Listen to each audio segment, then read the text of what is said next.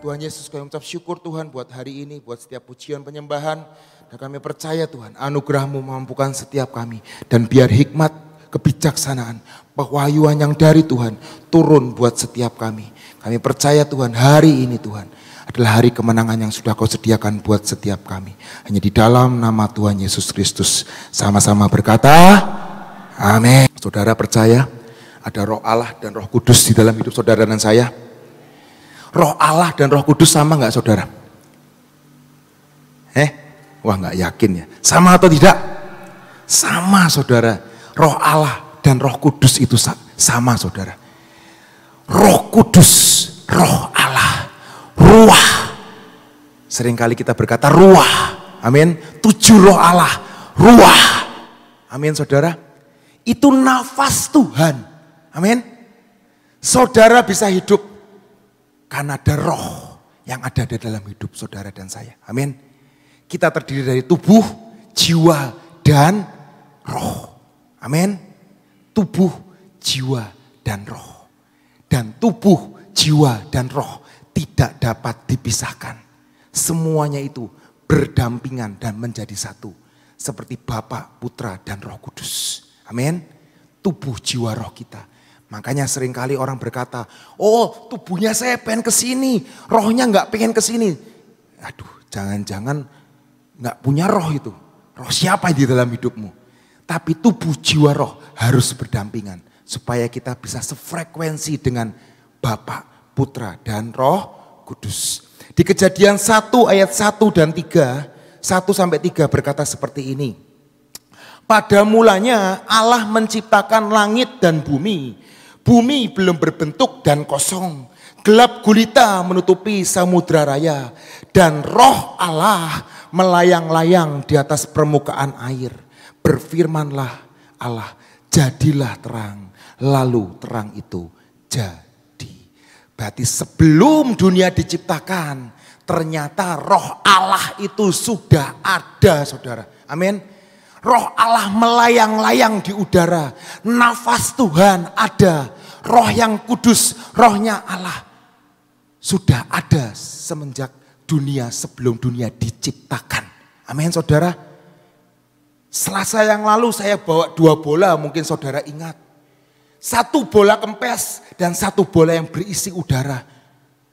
Artinya apa saudara? Hidup kita, hidup saudara dan saya. Mungkin tampak di depan, tampaknya sama seperti manusia seutuhnya.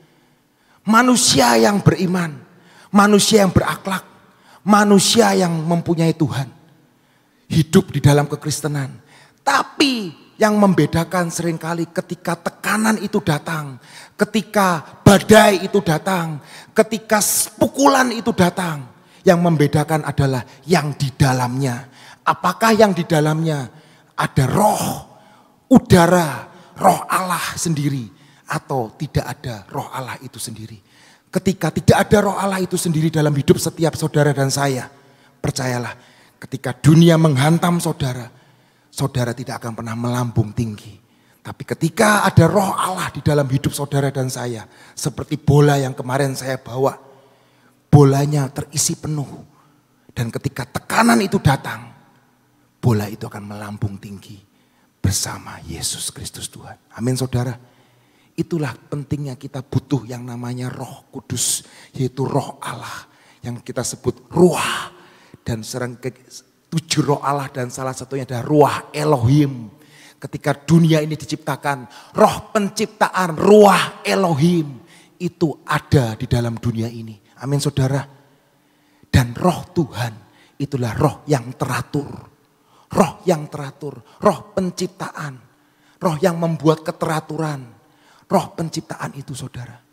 Dan seringkali di Yohanes 3 ayat 8 berkata, Yohanes 3 ayat 8 berkata, Yesus berkata, angin ruah bertiup kemanapun ia mau dan engkau mendengar bunyinya. Tetapi engkau tidak tahu dari mana ia datang atau kemana ia pergi. Demikian halnya dengan tiap-tiap orang yang lahir dari roh. Amin saudara. Di bahasa Ibrani artinya penuma. Dan di sini Tuhan berkata, Yesus berkata, penuma bertiup kemana ia mau. Dan ia yang maksudkan adalah bukan angin, tapi rohnya yang kudus. Amin saudara. Kejadian 2 ayat 7, ketika awal mula Adam, dia dihembusi oleh Tuhan. Ketika itulah Tuhan Allah membentuk manusia itu dari debu dan tanah. Bukankah saudara adalah keturunan juga dari Adam, debu dan tanah, dan mengembuskan nafas hidup ke dalam hidung. Demikianlah manusia itu menjadi makhluk yang hidup. Amin saudara. Ini permulaan dari yang kata manusia.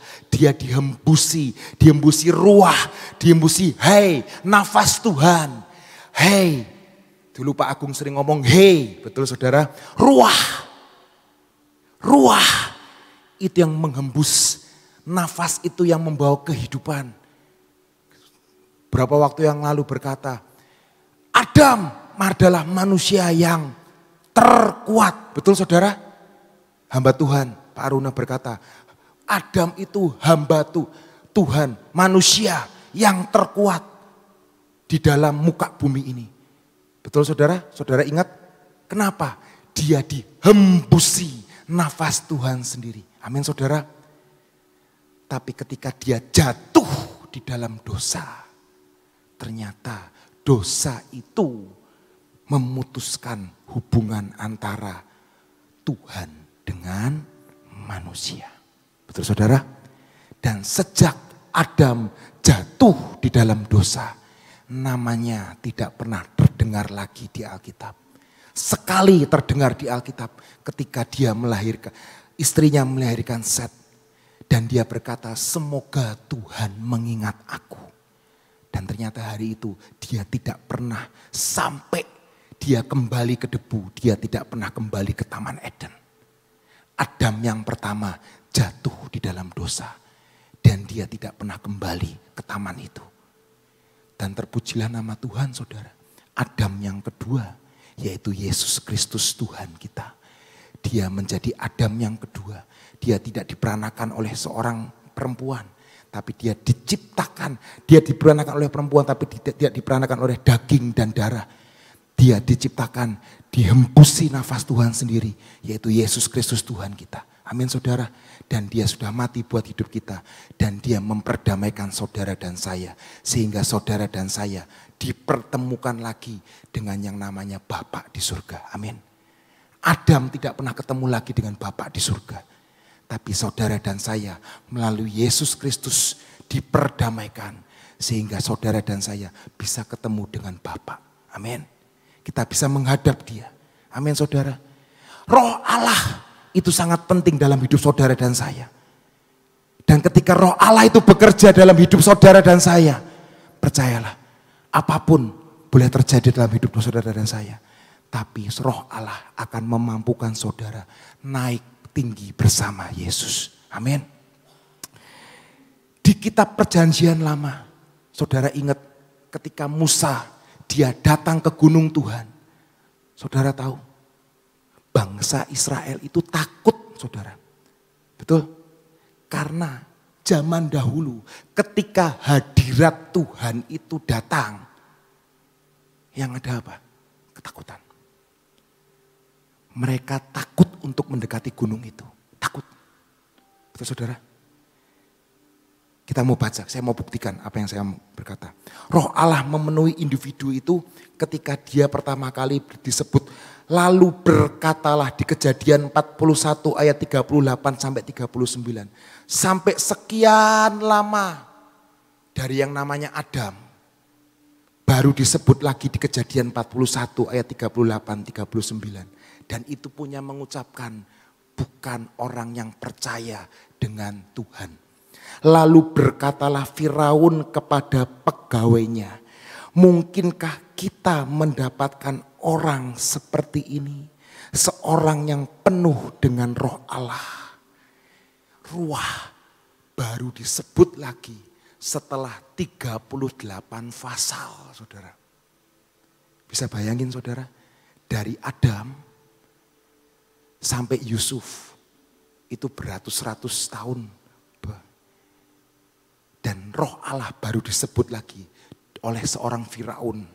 Mungkinkah kita mendapat orang seperti ini? Seperti seorang yang penuh dengan roh Allah. Kata Firaun kepada Yusuf. Oleh karena Allah telah memberitahukan semuanya ini kepadamu. Tidak ada orang yang demikian berakal budi dan bijaksana seperti engkau. Yusuf penuh dengan roh Allah. Amin saudara. Dan hari itu Yusuf menyelamatkan suatu bangsa. Tapi sekali lagi kita butuh yang namanya roh Allah. Orang yang kedua disebut dengan orang yang kepenuhan dengan roh Allah. Yaitu namanya Besaleel. Kejadian 31 ayat 1-5. Berfirmanlah Tuhan kepada Musa. Lihat, telah kutunjuk Besaleel bin Uri bin Hur dari suku Keluaran 31 ayat 1-5. Keluaran bukan Kejadian. Berfirmanlah Tuhan kepada Musa. Lihat, telah kutunjuk Besaleel bin Uri bin Hur dari suku Yehuda dan telah kupenuhi dia dengan roh Allah, dengan keahlian dan pengertian dan pengetahuan dalam segala bentuk macam pekerjaan, untuk membuat berbagai rancangan supaya dikerjakan dari emas, perak, tembaga, untuk mengasah batu permata supaya ditata, untuk mengukir kayu, untuk bekerja dalam segala macam pekerjaan. Yang kedua, orang yang dipenuhi dengan roh Allah yaitu Besaleel. Ketika saudara dan saya dipenuhi oleh roh Allah, rohnya yang kudus, percayalah kita akan diberi kemampuan untuk melakukan pekerjaan-pekerjaan yang lebih besar daripada yang Yesus pernah lakukan di dalam dunia ini. Amin saudara. Seperti Besaleel, dia menjadi orang arsitek yang luar biasa. Dia menjadi seorang desain orang yang luar biasa. Dan saya percaya roh Allah memenuhi Besaleel. Dan ketika Besaleel dipenuhi oleh roh Allah, dia bisa berkreativitas dengan segala macam. Amin saudara. Itu yang Tuhan inginkan dalam hidup saudara dan saya. Hidup saudara tidak kempes karena roh Tuhan memampukan dan mengembang di dalam hidup saudara dan saya. Amin saudara. Dan kita mau baca apa yang nabi-nabi dapatkan. Di Yeskiel 36 ayat 26 berkata. Yeskiel 36 ayat 26 berkata, kamu akan kuberikan hati yang baru dan roh yang baru dalam batinmu, dan aku akan menjauhkan dari tubuhmu hati yang keras dan kuberikan kepadamu hati yang taat. Kenapa Yeskiel bernubuat seperti itu? Karena hati kita sudah ternodai oleh dosa masa lalu kita. Kita dilahirkan dari dosa. Tidak ada satupun dari setiap kita yang suci. Amin saudara. Makanya Nabi Yeskiel berkata, nanti kamu akan kuberikan hati yang baru dan roh yang baru di dalam batinmu. Dan aku akan menjauhkan dari tubuhmu hati yang keras dan kuberikan kepadamu hati yang taat. Ketika kita terima Roh Kudus, kita terima hati yang baru. Di Yeskiel ayat selanjutnya ayat 27 berkata, rohku, roh Tuhan, ruah, fenuma, akan kuberikan diam di dalam batinmu. Dan aku akan membuat kamu hidup menurut segala ketetapanku. Dan tetap berpegang pada peraturan-peraturanku dan melakukannya. Amin saudara. Ini kabar baiknya saudara. Tuhan tahu manusia ini tidak bisa mengubah hatinya sendiri. Amin. Saudara bisa mengubah warna rambut? Ya bisa Pak, dicat. Tapi setelah dicat berapa bulan, 1 bulan lah, nggak nyampe 1 bulan, 3 minggu, sudah putih lagi saudara. Saudara itu nggak bisa membuat rambut hitam jadi putih atau putih jadi hitam aja nggak bisa. Apalagi saudara mengubah hati saudara. Hanya roh Tuhan yang bisa mengubahkan hati yang keras sekalipun. Hati anak kita, suami kita, istri kita keras. Mari kita berdoa, Roh Kudus jamah,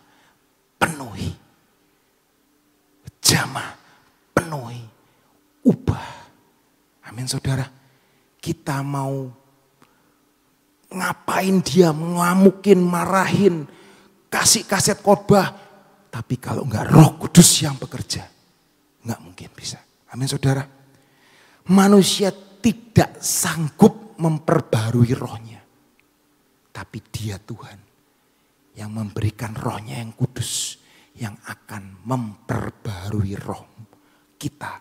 Ruah Elohim akan tinggal di dalam batin kita. Sehingga kita mau dan suka berpegang pada aturan dan kehendak Tuhan. Daging ini lemah saudara. Daging ini lemah. Masih seringnya enggak. Berpikir yang enggak. Masih saudara. Pikirannya masih kotor saudara. Tapi satu hal, Roh yang kudus ini mengatur hidup kita, memperbarui hidup kita. Amin. Dan seringkali saya berkata, Tuhan, kalau aku tidak ditolong, aku nggak kuat. Tolongi aku, luputkan aku, buat aku lepas dari pencobaan ini.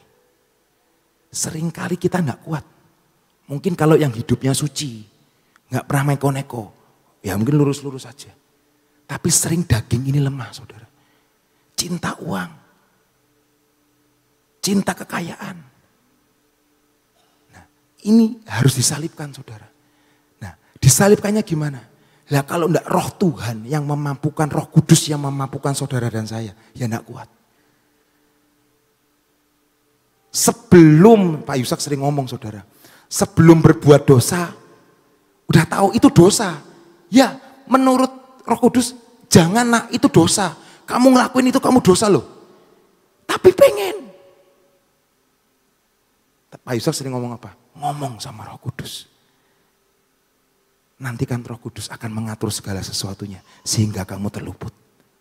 Dan itu saya ngalamin. Saya ngalamin saudara. Apa yang dia alamin, saya ngalamin. Dalam kehidupan berbisnis. Dalam mengalami rekan bisnis. Dalam mengalami yang namanya orang-orang. Kadang-kadang. Aduh gak apa-apa ya ngelakuin ini ya. Gak apa-apa ya. Tapi sekali lagi. Minta Roh Kudus. Tolongi aku Tuhan. Luputkan aku Tuhan. Supaya aku gak melakukan itu. Supaya aku gak jatuh dalam dosa. Jelas saudara? Nabi Yeskiel berkata seperti itu. Rohku akan kuberikan diam di dalam batinmu. Rohnya yang kudus, Roh Kudus akan kuberikan diam di dalam batinmu. Dan aku akan membuat kamu hidup menurut segala ketetapanku. Amin saudara. Yeskiel dia gak tahu siapa Yesus. Tapi dia bernubuat tentang Roh Kudus. Nanti akan datang namanya Roh Kudus. Amin saudara. Ayat selanjutnya saudara. Nabi yang selanjutnya. Yaitu Nabi Yoel. Nabi Yoel 2 ayat 28 sampai 29. Kemudian daripada itu akan terjadi bahwa aku akan mencurahkan rohku ke atas semua manusia. Maka anak-anakmu laki-laki dan perempuan akan bernubuat. Dan orang-orangmu yang tua akan mendapat mimpi. Teruna-terunamu akan mendapat penglihatan-penglihatan. Juga ke atas hambamu laki-laki dan perempuan. Akan kucurahkan rohku pada hari-hari itu. Yoel tidak tahu, tidak kenal Yesus. Dia ada sebelum Yesus. Tapi dia bisa bernubuat dan berkata, Roh Tuhan, Roh yang kudus akan dicurahkan di hari-hari yang terakhir. Dan hari-hari ketika Yoel hidup, Tuhan itu bernubuat.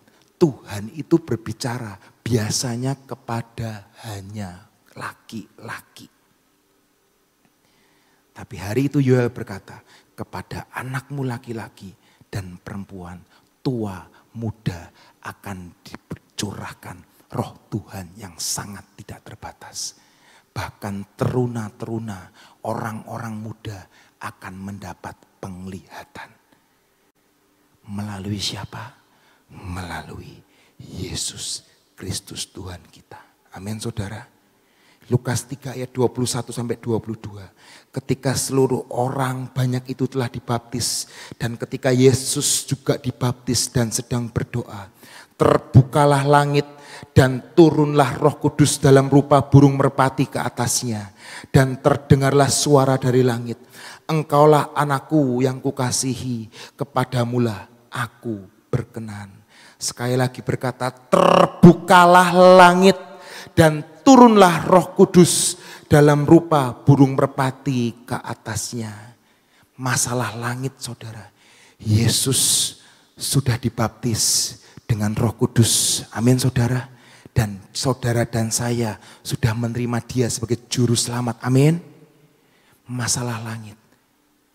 Ketika Roh Kudus, ketika Yesus ada dalam hidup saudara dan saya, percayalah, tidak ada langit tembaga di atas kepalamu. Dan tidak ada tanah besi di bawah kakimu. Apapun yang kau lakukan, langit terbuka. Amin. Karena Rohnya yang kudus sudah memampukan saudara dan saya. Amin saudara. Di Lukas 4 ayat 17 sampai 21 berkata, kepadanya diberikan kitab Nabi Yesaya. Pada waktu itu Yesus ada di bait Allah. Dan setelah dibukanya ia menemukan nas di mana ada tertulis, Roh Tuhan ada padaku. Oleh sebab ia telah mengurapi aku. Untuk apa saudara? Menyampaikan kabar baik kepada orang-orang miskin. Dan ia telah mengutus aku untuk memberitakan pembebasan kepada orang-orang tawanan. Hari ini engkau masih berkekurangan. Bergembiralah. Ada Yesus yang sudah diutus buat saudara dan saya. Hari ini engkau merasa belum bebas. Engkau masih merasa dibelenggu dengan dosa. Keluargamu masih dibelenggu dengan dosa. Terpujilah Tuhan. Ada Yesus. Ada pengharapan. Amin. Dan orang-orang tawanan. Dan penglihatan bagi orang-orang buta. Dan untuk membebaskan orang-orang yang tertindas. Untuk memberitakan tahun rahmat Tuhan telah datang. Kemudian ia menutup kitab itu. Memberikannya kepada penjabat lalu duduk. Dan mata semua orang dalam rumah ibadah itu tertuju kepadanya. Lalu ia mulai mengajar mereka. Katanya, pada hari ini genaplah nas itu. Ini sewaktu kamu mendengarnya. Amin saudara. Yesus sudah ada buat saudara dan saya. Di dalam Yesus ada pengharapan. Di dalam Yesus ada yang namanya kemuliaan yang Tuhan sediakan, mahkota buat setiap saudara dan saya. Amin saudara. Hari ini hidupmu akan dibebaskan. Tapi terima Roh yang kudus. Yang bekerja di antara saudara dan saya. Amin saudara. Yohanes 20 ayat 21 sampai 23 sekali lagi Tuhan berkata. Yohanes 20 ayat 21 sampai 23. Maka kata Yesus sekali lagi, damai sejahtera bagi kamu sama seperti Bapa mengutus aku. Demikian juga sekarang aku mengutus kamu. Dan sesudah berkata demikian, ia menghembusi mereka dan berkata, terimalah Roh Kudus. Ini sama saudara. Seperti ketika dia menciptakan Adam. Dia berkata demikian dan mengembusi mereka dan berkata, terimalah Ruah Elohim. Roh Tuhan yang kudus. Artinya saudara, bukan cuma Adam yang dihembusi. Tapi kita semua dihembusi oleh Roh Kudus. Oleh Yesus Kristus Tuhan kita. Dahsyat saudara. Dahsyat saudara. Luar biasa. Wow. Makanya dia berkata, kamu akan melakukan perkara-perkara yang lebih besar daripada Yesus lakukan. Amin.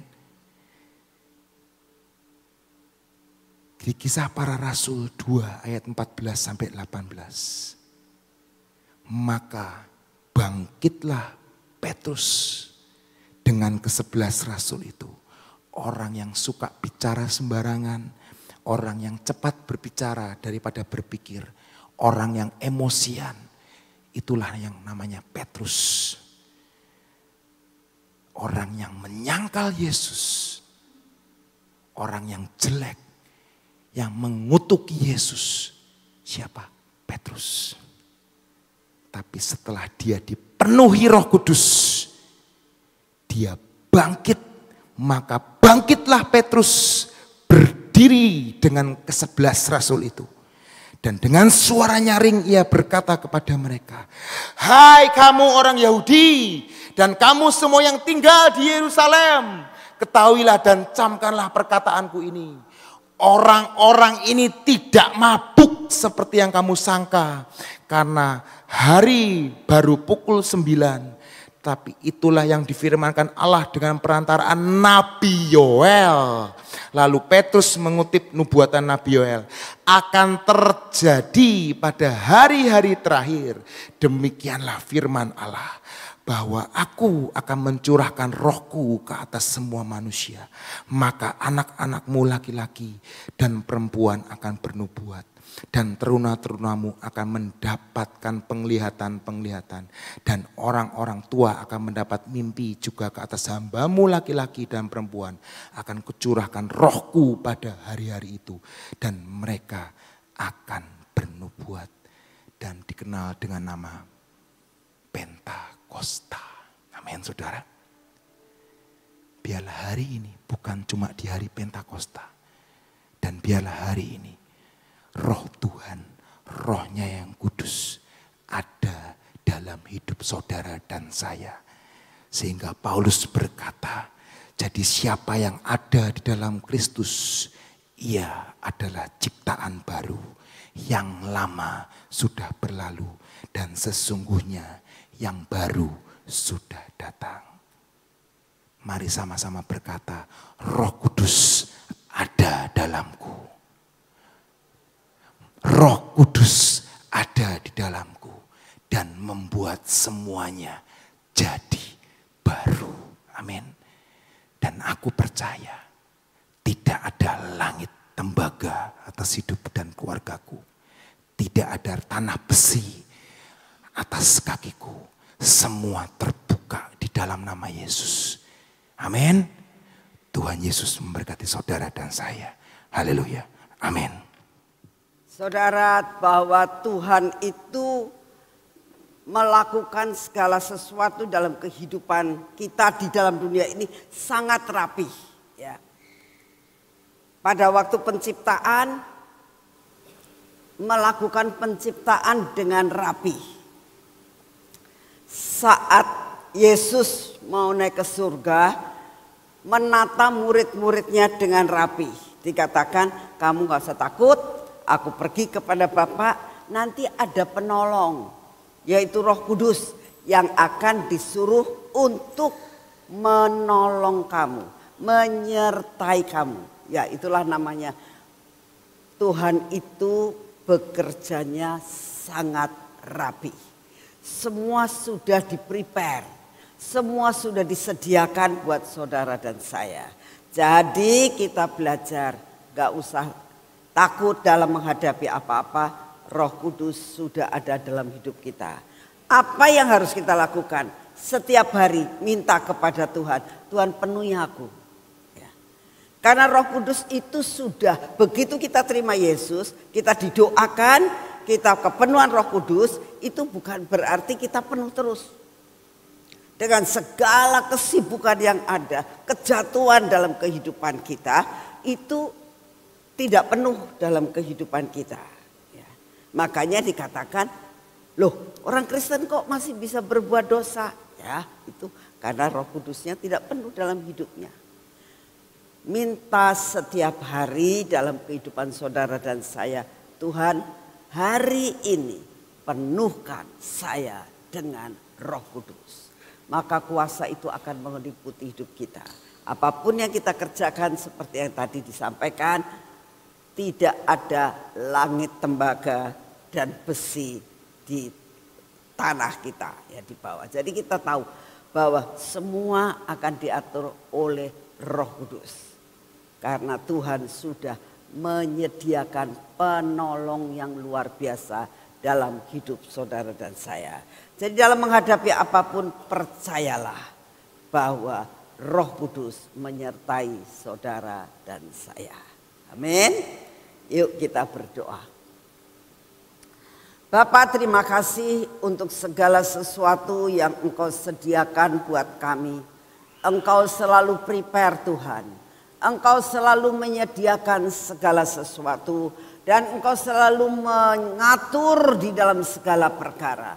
Sebelum Engkau pulang kepada Bapa, sebelum Engkau duduk di sebelah kanan Allah Bapa di surga, Engkau sudah menyediakan penolong yang selalu menyertai kami kemana kami pergi, ke dalam keadaan apapun Roh-Mu tetap ada dalam hidup kami. Terima kasih untuk semua dan semuanya ini. Terima kasih Tuhan. Biarlah setiap pagi Engkau terus menghembuskan nafas-Mu untuk kami, supaya benar-benar hidup kami dipenuhi, diselubungi dengan kuasa Roh Kudus-Mu. Sehingga kami berjalan, kami melakukan segala perkara. Kami tahu penyertaan-Mu sangat sempurna atas hidup kami. Terima kasih Tuhan Yesus untuk semuanya. Terima kasih buat pujian penyembahan. Terima kasih ya Tuhan untuk firman-Mu. Terima kasih buat kasih setia-Mu. Bapa, kami saat ini datang di hadapan-Mu. Kami tetap mau berdiri dan berdoa buat bangsa dan negara kami ya Tuhan. Kami mohon keamanan buat bangsa dan negara kami. Kami mohon keamanan di setiap tempat di Indonesia ini. Di setiap pulau-pulau di Indonesia. Kami minta di dalam nama-Mu penjagaan yang berasal daripada-Mu turun atas bangsa dan negara ini. Keamanan-Mu Tuhan turun. Engkau lepaskan kami dari huru-hara. Engkau lepaskan kami dari roh ketidakpuasan. Bapa, turunkan damai sejahtera-Mu atas bangsa ini. Kami berdoa saat ini Tuhan. Pada waktu saat-saat ini menjelang maupun sesudah pemilu.